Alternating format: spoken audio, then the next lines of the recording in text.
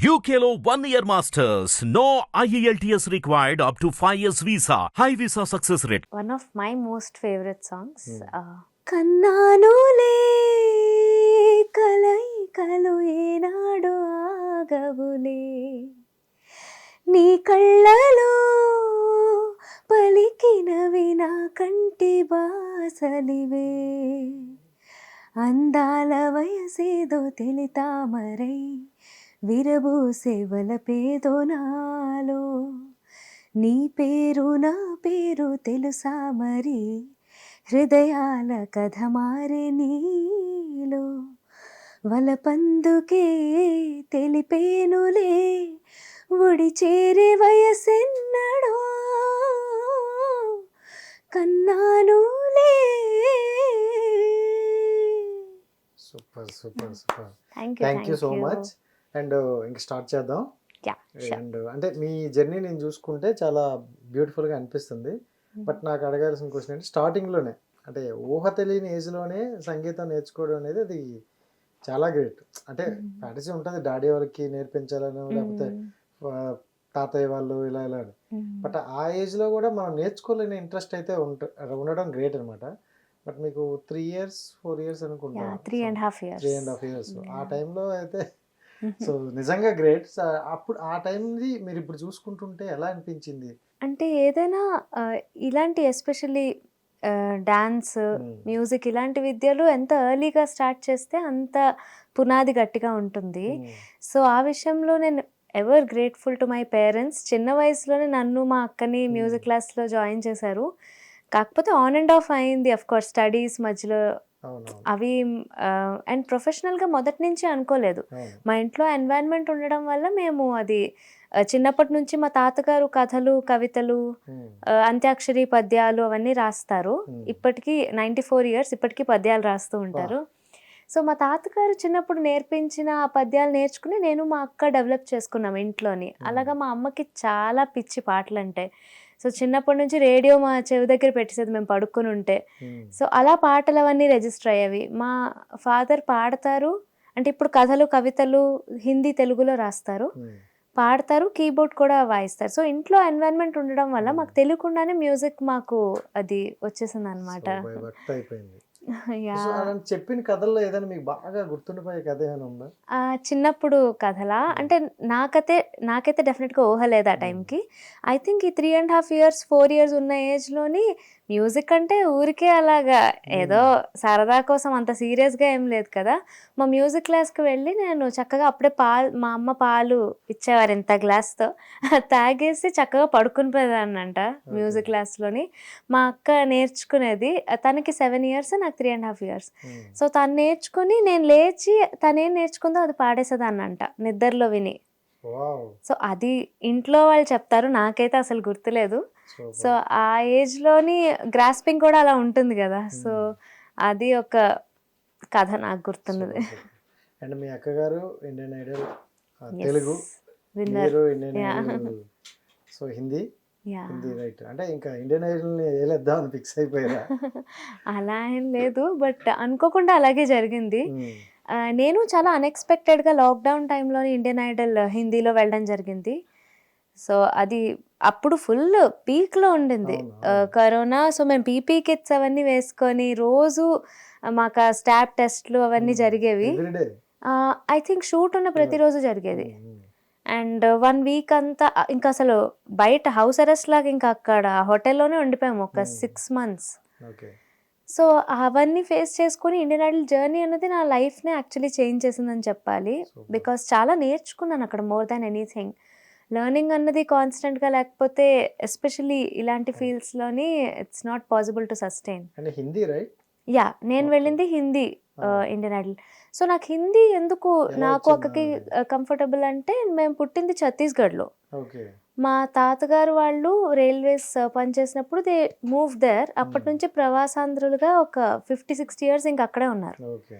మా నాన్నగారు హిందీ మీడియం చదివారు. సో హిందీలో కథలు కవితలు రాస్తారు. సో మా నాన్నగారు అయితే చాలా ఫ్లూయెంట్. అది విని విని నేను అక్క కూడా సెకండ్ లాంగ్వేజ్ హిందీయే తీసుకున్నాం వైజాగ్ షిఫ్ట్ అయిన తర్వాత కూడా. సో అలాగా ఇంకా ఛత్తీస్గఢ్లో పుట్టడం, అక్కడ నేను 8 years ఉన్నాను. అది ఇక్కడికి వచ్చి కంటిన్యూ చేయడం వల్ల ఈవెన్ ఇన్ఫ్యాక్ట్ తెలుగు పాటలు కూడా హిందీలో రాసుకునే వాళ్ళం. అప్పట్లో మాకు తెలుగు వచ్చేది కాదు. ఓకే. మా తాతగారు ఇంకా స్ట్రిక్ట్గా మొత్తం హిందీ అప్పటికి అప్పుడైతే అంటే తెలుగు ఇంట్లో మాట్లాడేసేవాళ్ళం, మ్మ్. బట్ రాయడం చదవడం వచ్చేది కాదు. 10 ఇయర్స్ 11 ఇయర్స్ ఏజ్లో. అప్పుడు మా తాతగారు ఇంకా నాకు అక్కకి ఇంట్లోనే కూర్చోబెట్టి తెలుగు రాకపోతే ఎలాగా అని నేర్పించారు. ఇప్పుడు తెలుగు రాస్తాము, చదువుతాము. అలాగే హిందీ కూడా ఫ్లూయెంటే. సో అందుకు నాకు ఇండియన్ ఐడల్ హిందీ వెళ్ళినప్పుడు భాషతో ప్రాబ్లం రాలేదు. అండ్ మీ ఫేస్ కట్ ఇందాక ఆల్రెడీ చెప్పినట్టు బేబీ మూవీ హీరోయిన్ సో వైష్ణవిలా అనిపిస్తుంది నిజంగా. అవునా? ఎందుకంటే నేను తన దగ్గర నుండి ఇంటర్వ్యూ చేశా. సో ఓకే, సేమ్ ఆ ఫేస్ కట్ లో అనిపిస్తుంది అనమాట. మీరే మొదటిసారి ఇలా అన్నాం. అవునా? అయితే నాకు దగ్గరగా ఇప్పుడే కదా వచ్చారు. Maybe hair style. దానివల్ల సో ఓకే. అండ్ అంటే ఇండియన్ ఐడల్కి వెళ్ళడం అంటే నాట్ ఈజీ. ప్రతి ఒక్కరికి ప్రతి ఎపిసోడ్ ఆ టాస్కే. సో ఫస్ట్ మీరు పాడిన పాట ఏంటి అది చెప్తే మిగతా మాట్లాడదు. Okay, so first definitely Telugu and హిందీకి కొన్ని సాంగ్స్ కామన్గా ఉంటాయి కదా. సో ఆబ్వియస్లీ అలాంటిదే చూస్ చేసుకుంటాం సో దట్ నాకు కొంచెం ఫ్రీగా ఉంటుందనేసి. సో సాథియా తూనే క్యా కియా అన్న సాంగ్ ఈనాడే ఏదో అయ్యింది సాంగ్ హిందీలో అనమాట. సో అది నా first audition song. Okay okay.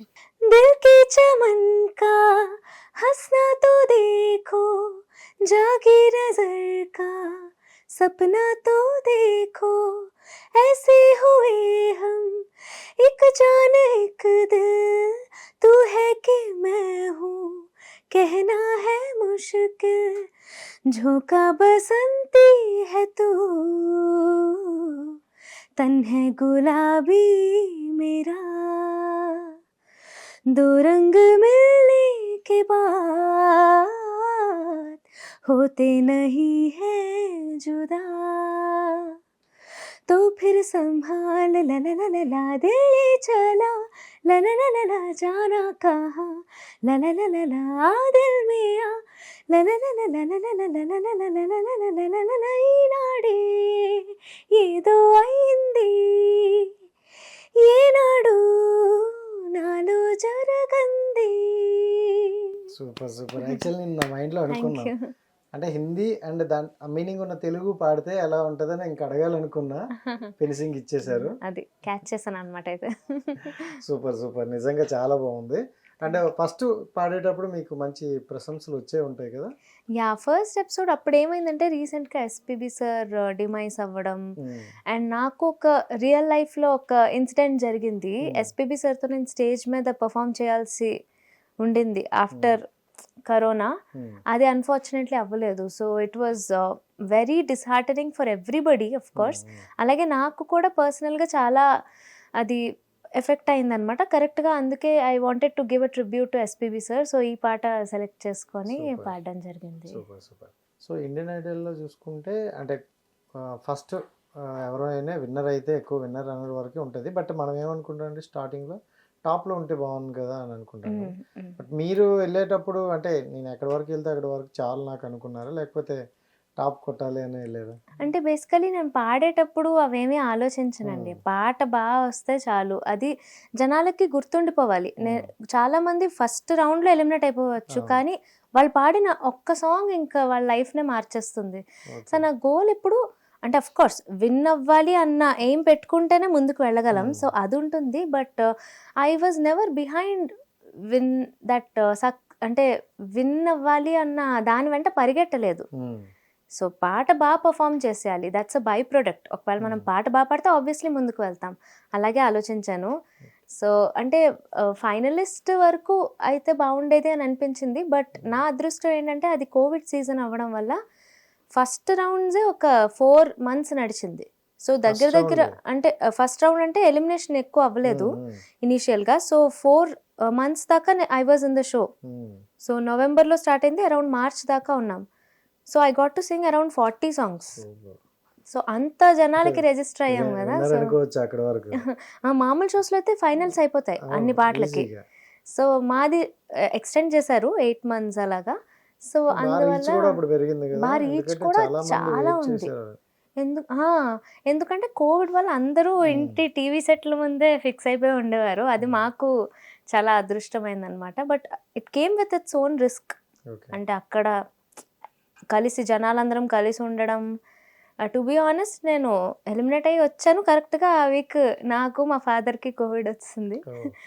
So yeah, but it was a journey worth it. Hit TV app ని డౌన్లోడ్ చేసుకోండి. ఇందులో short news, live news, entertainment movies అన్ని అవైలబుల్ గా ఉన్నాయి. Please download Hit TV app. Hit TV app hit TV యాప్ని ఫ్రీగా download చేసుకోండి.